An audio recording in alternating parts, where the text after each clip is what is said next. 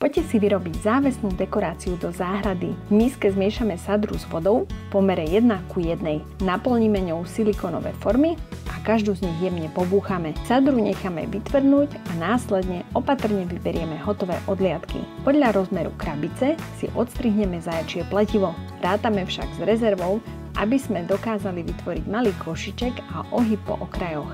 V miske zmiešame cement s vodou do tuhšej konzistencie.